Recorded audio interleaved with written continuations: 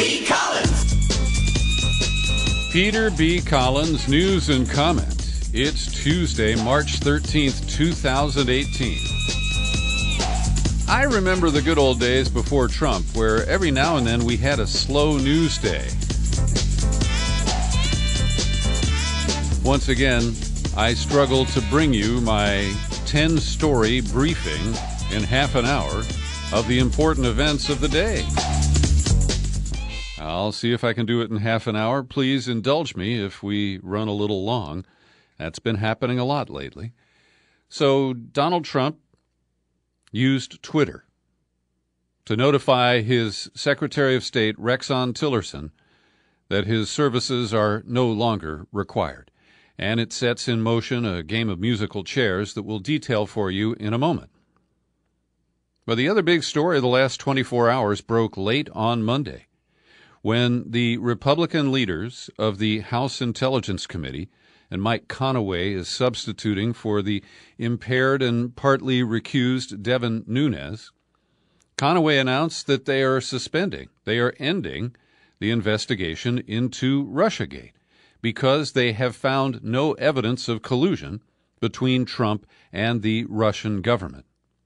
Now, I haven't found any evidence of collusion either, but it is a highly partisan, limited hangout decision here, where they're trying to say, look, we spent a year struggling with this, and we went out to Langley at the CIA and looked at the raw intelligence, and by golly, those guys got it wrong. Russia did interfere, they say, but not to help Trump, just as part of their general development of chaos on these shores. Conaway said the Russians did commit active measures against our election in 2016, and I think they'll do that in the future. But we disagree with the narrative that they were trying to help Trump. Now, I have argued, and I continue to maintain this bizarre position. I know many people, including close friends, are saying, Peter, where the hell are you at on this Russiagate thing? Well, I believe that Trump is dirty with Russians, that there were, as I shared with Scott Ritter, and later last week with Peter Van Buren in a pair of what I think are very strong, in-depth interviews, that Trump surrounded himself with corrupt people who had their own schemes. Manafort joined the campaign to try to retire his huge debt with a Russian oligarch. Mike Flynn joined the campaign so that he could cash in with a $500,000 consulting deal with a businessman related to Turkey. Jared Kushner has been using his post in the White House to try to refinance his family's business empire. And yes, I believe there has been obstruction of justice. And so it puts me in a curious position. I don't think these Republicans ever intended to do anything but produce a whitewash in favor of Trump. And likewise, the Democrats have been running a highly partisan operation on their side of the House Intelligence Committee. And it's interesting, last night I was out in San Francisco at a movie screening, and so I listened to CNN and Rachel Maddow and Lawrence O'Donnell on my satellite radio in the car. That was enhanced by the fact that there was a fatal accident on the Golden Gate Bridge that left me stalled for an extra almost an hour. Anyway, I absorbed a lot of the reaction to this. And while I do agree that there is no public evidence that Trump and Russian government officials colluded, I also don't believe that there has been an honest investigation. And we've got Bob Mueller, the special counsel, working on the criminal probe. And, of course, I never had much of an investment in the House or Senate Intelligence Committee investigations. There hasn't been an honest government oversight commission or committee really since the Pike and the I'm trying to remember, going back to the 1970s, it was the Pike and the Church commissions. They revealed deep wrongdoing by the FBI and the CIA, and at least for public consumption, there were some corrective measures taken. And, of course, Trump couldn't wait. He tweeted out in all caps, "The House Intelligence Committee has, after a 14-month-long in-depth investigation, found no evidence of collusion or coordination between the Trump campaign and Russia to influence the 2016 presidential election." The acting chair of the committee, Conaway, said they would be turning over a 150-page draft report to Democrats today.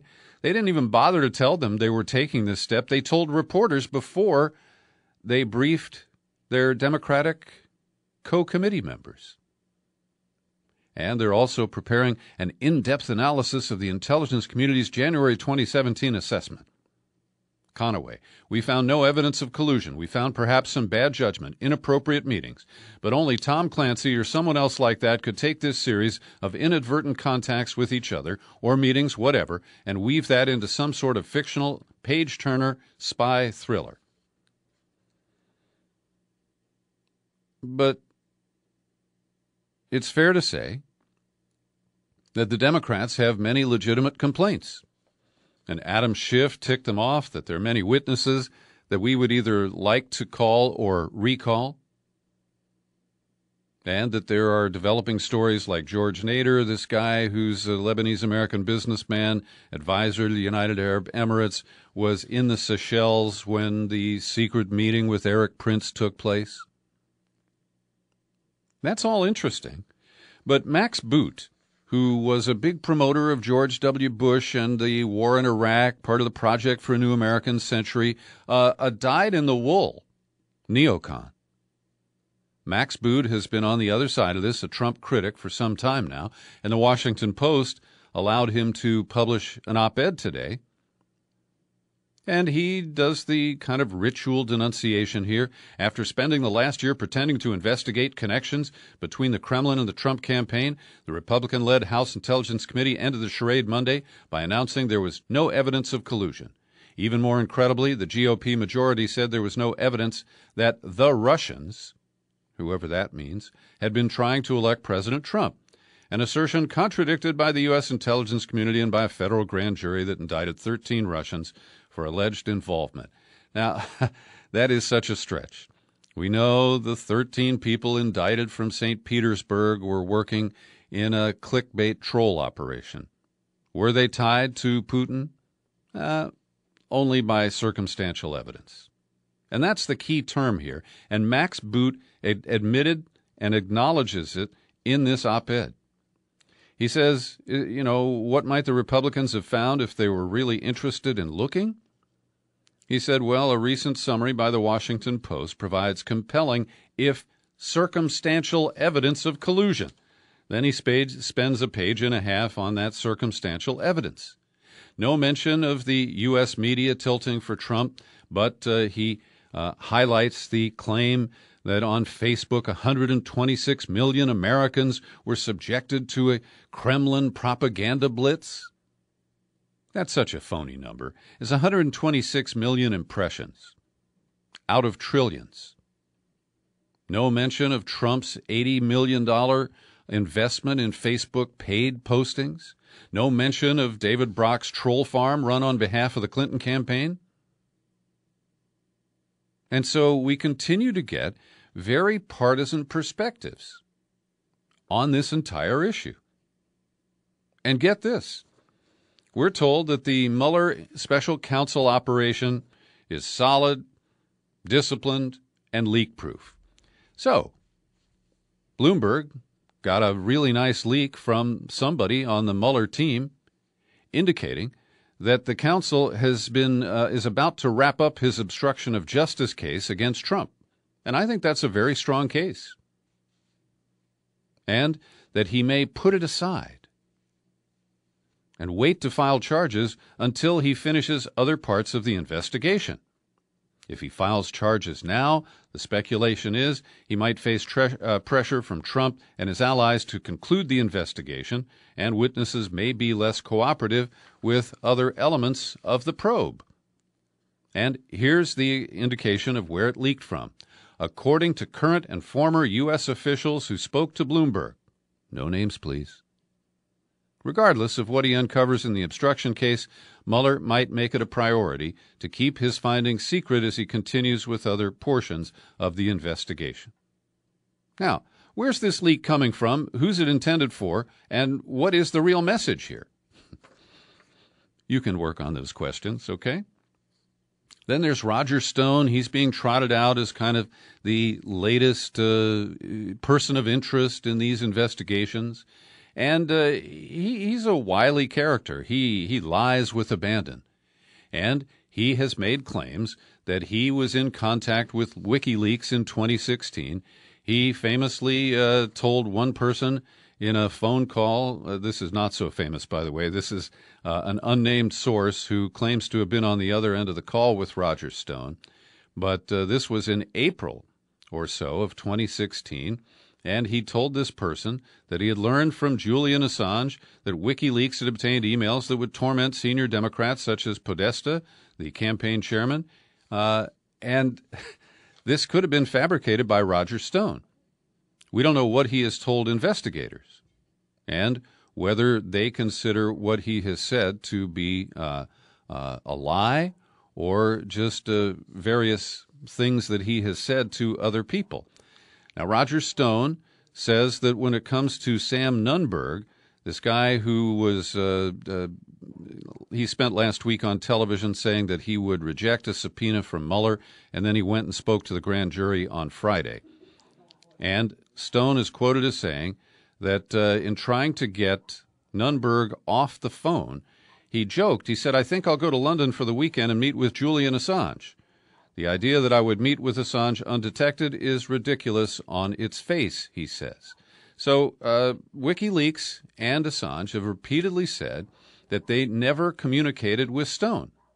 And in a tweet, here's one from Assange, "A message telling Roger Stone to cease falsely suggesting contact with WikiLeaks is now the claim proof that Roger Stone had contact with WikiLeaks when it proves what I've said all along?" Yeah, that is kind of mysterious. Next, we look at the shuffling of the deck chairs on the Trump ship. And it is amazing that Tillerson has known for a long time that he was in a tenuous position. It was thought that he might leave the administration at the end of last year. But he learned he had been fired this morning when a top aide showed him a tweet from Trump announcing the change. And it turns out that he'd gotten an indirect warning from the White House Chief of Staff, John Kelly, who called him to tell him to cut short a trip to Africa and advised him, "You may get a tweet." So there was some indication that this would be coming. And a senior administration official said Trump decided to replace Tillerson now to have a new team in place before the upcoming talks with North Korea. So some people speculate that because Tillerson made a comment supporting the Prime Minister of Britain's claim that Russia was responsible for the nerve agent that allegedly poisoned a former double agent spy who was living in Britain. We'll get to that story in a few minutes. I don't think that was the proximate cause. I think that this was in the works. So now we look at the new Secretary of State designated. He has to be confirmed by the Senate, and that is Mike Pompeo, currently the CIA director. And he, of course, is a guy who supports Trump's America First ideas. He is a hardline right-winger. He comes out of Kansas, and we'll detail his connection to the Koch brothers in just a moment. But as I pointed out yesterday, Trump's task here is to win the trust of North Korea and get them to sign on to some sort of a nuclear disarmament deal at the same time that Trump wants to shred the six-nation deal with Iran. And Mike Pompeo is good with both of those objectives. And as I raised yesterday, the big question is, will the United States under this administration respond to the Russian calls for new arms reduction talks with the United States? So Mike Pompeo is a guy who does, I think, fit more comfortably into Trump's bizarre worldview. But it's going to be interesting to see how all of this plays out. Now, a little more on the Tillerson departure. This last week for him was a monster. He only served 405 days as Secretary of State, and in the last week or so, he was crisscrossing Africa on what I call the shithole apology tour. And he was out there trying to reassure these nations that, despite Trump's comments, that the U.S. is their strong ally. So while he's on the shithole apology tour, he took a day off last week to recover from what the State Department said was exhaustion after long nights catching up by phone with Washington. Then he got food poisoning, cut his travel short, and was fired upon returning to the United States. That's a lovely way that Trump treats his people, isn't it? So the Koch brothers are the real mentors of Mike Pompeo. Yes, Pompeo is the greatest beneficiary of Koch Industries' largesse. When he first started in Congress about 8 years ago, he was referred to as the Koch brothers congressman, the congressman from Koch, and John Nichols from The Nation, who profiled all of the members of the Trump administration. It's The Horsemen of the Trumpocalypse is the name of his book. He says Pompeo's pattern of deference to his political benefactors is likely to make him a better fit with a self-absorbed president. He'll also bring to the position an edge that Tillerson lacked. Pompeo is a foreign policy hawk who fiercely opposed the Iran nuclear deal, stoked fears about Muslims in the United States, opposed closing Guantanamo, defended the NSA's unconstitutional security surveillance programs, and has gone so far to say that Ed Snowden should be brought back from Russia and given due process, and I think the proper outcome would be that he would be given a death sentence. And when he ran for Congress in 2010, he was the largest single recipient of campaign funds from Der Koch brothers. And this musical chairs creates an opening for a CIA director. And Trump, who was in Pennsylvania last week bragging about how much he loves women and women love him and they support him politically, he decided to nominate a woman to run the CIA. She also has the distinction of being the first person with a history of directly being involved in torture to be promoted to CIA boss, subject to Senate confirmation. So I turned to John Kiriakou, and I've linked to his article from a year ago when Gina Haspel, that's her name, was promoted to deputy director of the CIA, and most Democrats supported that. Well, she is known inside the agency as Bloody Gina. And we have John Kiriakou, who wrote the book about his capture of Abu Zubaydah. And Abu Zubaydah was the man taken to a black site in Thailand, and he was waterboarded 82 times. It was Haspel, who was CIA Deputy Director Jose Rodriguez, handpicked warden of the first secret prison the CIA created. It was Haspel who oversaw the staff, including discredited contract psychologists Mitchell and Jessen. It was Haspel who videotaped the torture of Abu Zubaydah. It was Haspel who carried out Rodriguez's instructions to destroy the tapes, despite being specifically told by the White House counsel to preserve them. And Glenn Greenwald, in a quick post that also reprises an older article at The Intercept today, he quoted a Washington Post reporter, Greg Miller, saying that Haspel was directly involved in the controversial interrogation program, had an extensive role in torturing detainees. She'd run that secret prison in Thailand. And the question that really comes up here is, will Dianne Feinstein block her nomination to be CIA director? Now, to her credit, Feinstein, who is got a challenge for re-election this year, and it has changed her demeanor a bit for the better, she blocked the promotion of Haspel to deputy CIA director a few years back. And, of course, she struggled to get her own torture report published, and it remains to be seen whether Dianne Feinstein still cares about torture and will champion these issues in Senate confirmation hearings coming up. There's a must-read, and it was our friend Carl Howard in Columbus, Ohio, who tipped me off to the World Socialist website's three-part series called The CIA Takeover of the Democratic Party. And Patrick Martin has done a great job here of very carefully reviewing all of the candidates running as challengers for Congress for the House of Representatives this year. And what we learn is that the largest single group of these candidates are people with military and intelligence backgrounds. People like Tom Malinowski. He is a former congressional aide. He ran the Washington office of Human Rights Watch, and then he joined the administration of Obama, working for John Kerry as Assistant Secretary of State. He's one of the more benign members of this class, and he is running, as I mentioned, for a House seat in New Jersey. How about Jessica Morse? She was Iraq country coordinator for the State Department, and she also worked for the U.S. Agency for International Development, a longtime CIA front, advisor to the U.S. Pacific Command, and she's running here in California against Tom McClintock, a hardline Republican. And the names in here are fascinating. One of them is a guy named Matt Reel, who is running for the open seat in Tennessee, the 7th District. But he is on a secret mission for the Pentagon right now, and he's not allowed to tell his campaign where he is. He can't coordinate with his campaign until he gets back.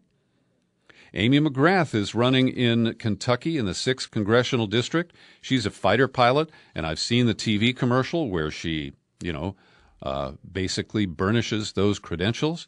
And here's the real disappointing piece of this analysis.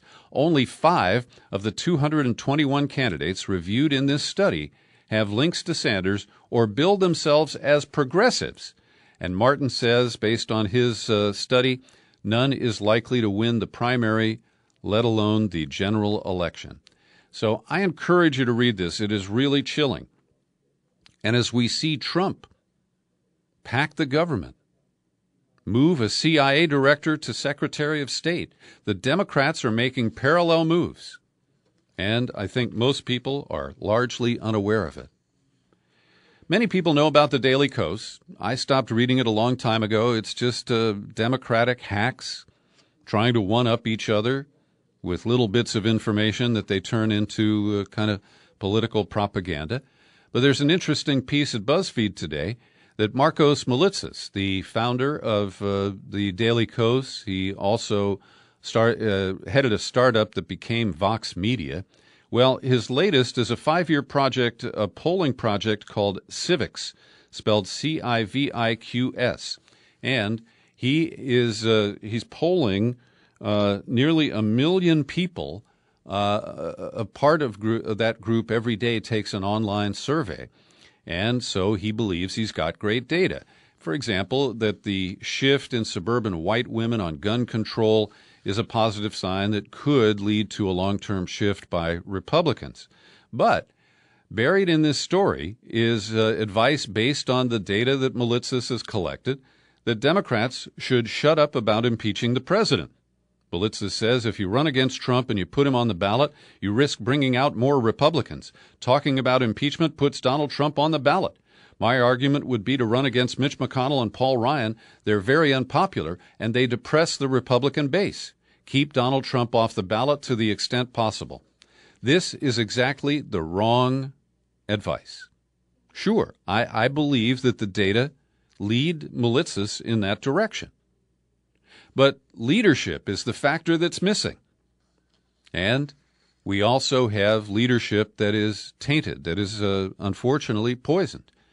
And you may know that I've known Nancy Pelosi since she first went to Congress in the 1980s. I worked on her campaign in 1996.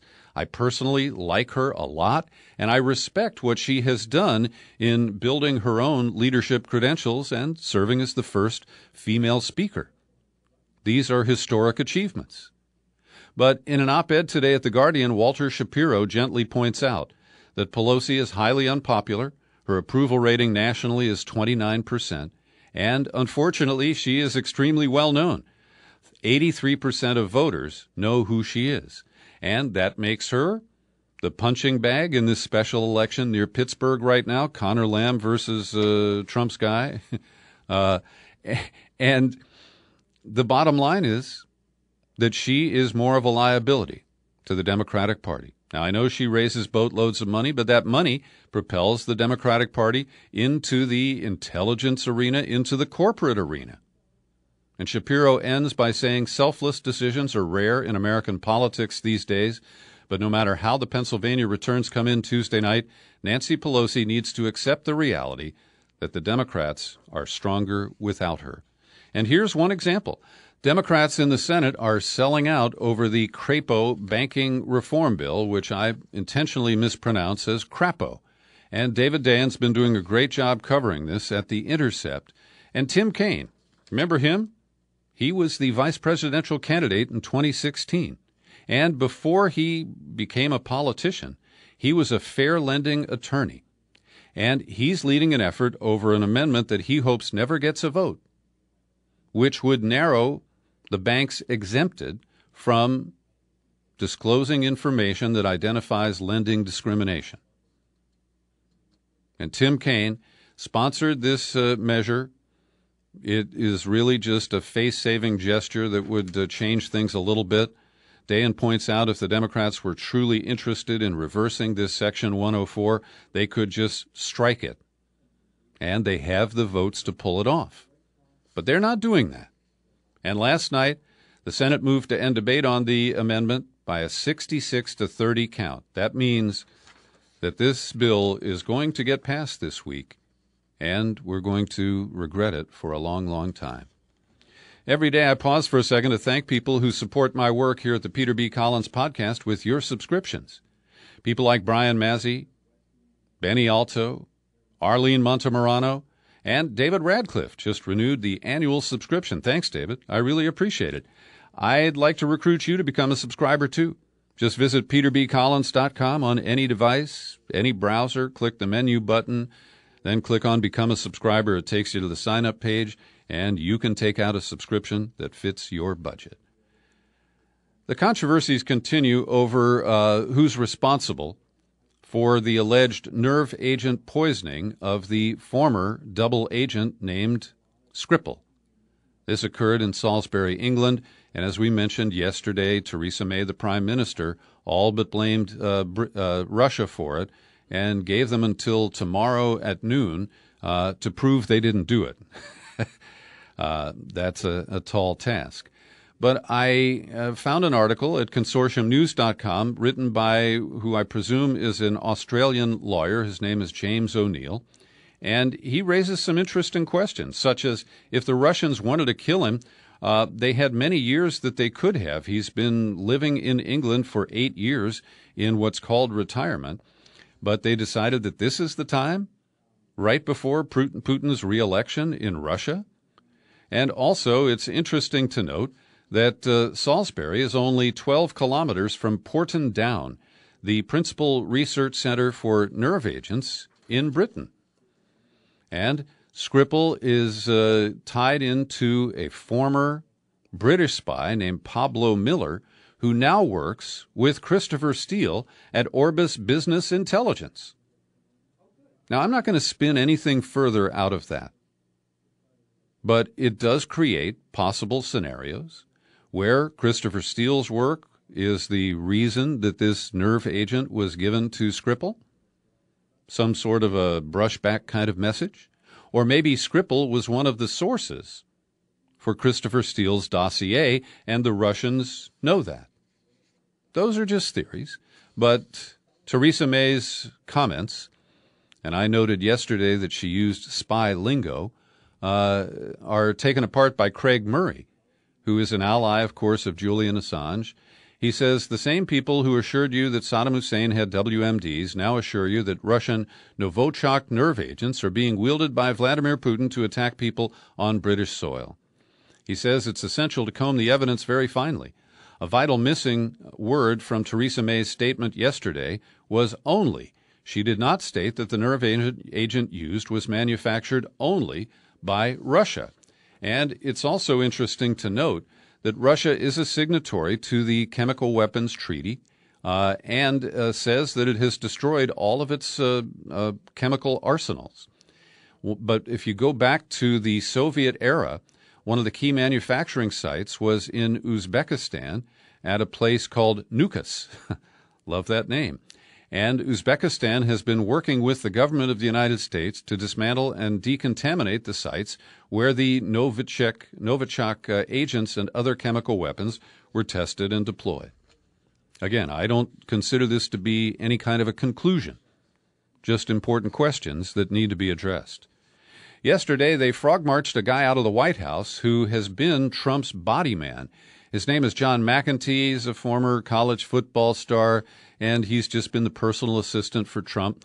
But whatever caused, they say his security clearance was revoked, and they made him leave the White House immediately. They wouldn't even let him go back to get his coat. And he has been frog-marched over to the Trump re-election campaign, where he's been assured a position. I can't explain it, but that's what we know. Donald Trump is on a photo op visit to California, and also he's doing a campaign stop to pick up cash in Beverly Hills. But about now, he's down in Otay Mesa, hard along the Mexican border, with this photo op of prototypes of his border wall. And I don't have much more to say about that except it's all stupid. Trump will likely repeat many of the lies and exaggerations that he has used about immigrants in the past. And it's interesting because when he dove into the recent issues here in San Francisco and he demonized Oakland Mayor Libby Schaaf because she gave a warning about an ICE raid, and Trump claimed that 800 or 1,000 criminals were on the loose as a result. Well, the mouthpiece, the FLAC, the public information officer for ICE in San Francisco, quit. His name is James Schwab. He said he wanted the agency to correct the errors that have been advanced by Trump and by Attorney General Jefferson Beauregard Sessions. I was corrected. His name is not Jeffrey, it's Jefferson. And anyway, Schwab, who has morals, says, I quit because I didn't want to perpetuate misleading facts. He's 38 years old. He said, I asked them to change the information. I told them the information was wrong. They asked me to deflect, and I didn't agree with that, so I quit. I didn't feel like fabricating the truth to defend ourselves. We're never going to pick up that many people. To say 100% are dangerous criminals on the street or that those who weren't picked up because of the misguided actions of the mayor, that's just wrong. I've never been in a situation where I've been asked to ignore the facts because it was more convenient. It was my first time being asked to do that. A couple of quickies here before I already probably have run over time, but here we go. There was a roadside bomb blast in Gaza this morning, damaging several vehicles in the convoy of the Palestinian Authority's Prime Minister, Rami Hamdallah, who was not injured. But this indicates that either that's a false flag, provocative action, or the struggle between Fatah and Hamas continues. Ahmad Sheikhzadeh is a naturalized American of Iranian origin, and he has a doctorate from Columbia University, a network of prominent contacts, and last year in March, FBI agents came to his hotel room. They came to his house, and then they took him to a hotel room where they kept him overnight. And they basically said, you have committed tax fraud. You've taken cash payments that you didn't report. He said, that's right. He didn't lie to the FBI. But then they tried to flip him to become an informant, and he refused. They tried again and again, and they ratcheted up the efforts to pressure him to become an informant, and he refused. They insisted on $3 million bail and an ankle bracelet, but he surprised them and took the stand just before sentencing. He said, I was not a spy or undercover agent. I did not hide my activity or my work at the Iranian mission. And the judge in the case said, I feel like I'm missing whatever it is the government is trying to convey to me. I cannot figure out for the life of me what it is you think he is doing or what you think he did. So she took off the bracelet. She gave him a minimum 3-month sentence at a minimum security facility. But it shows you the FBI will go to great lengths to try to force people to become informants. Xi Jinping has been given President for Life status by the legislature in China. And finally today, I want to commend Vox News. A lot of times I'm put off by the tone of their coverage and by their kind of reflexive pro-American posture. But when we look at news organizations available to Americans, they're one of the few that cover international stories. And byline Nick Turse, a reliable source on AFRICOM and the U.S. deployments there, his byline is Democratic Republic of Congo, where Nick Turse is reporting on the early stages of a new genocide between ethnic Hema and Lendu communities. And there was a previous genocide where millions of people were killed, and some villages have been attacked in recent weeks. 150,000 people have fled their homes. And I haven't seen a word about this in the major news outlets that I survey every day. Vice also is the first to report that Myanmar's army is building military bases on the sites of villages that were burned out just 6 months ago to expel the persecuted Muslim Rohingya minority. And satellite images show that they're rapidly developing areas that had been Rohingya villages, and they expect Rohingyas to return from refugee camps in Bangladesh to basically live in communities where these military bases have been recently inserted. Well, this is just the latest sorry chapter. And the U.S., the world, they're so busy, distracted by all of Trump's antics, that many people are suffering and dying in large numbers as we respond to tweets and finger-pointing and blame games. Thanks for listening to my daily news and comment podcast. We give it away free, and you can find it on YouTube. I'm Peter B. Collins. Happy trails to you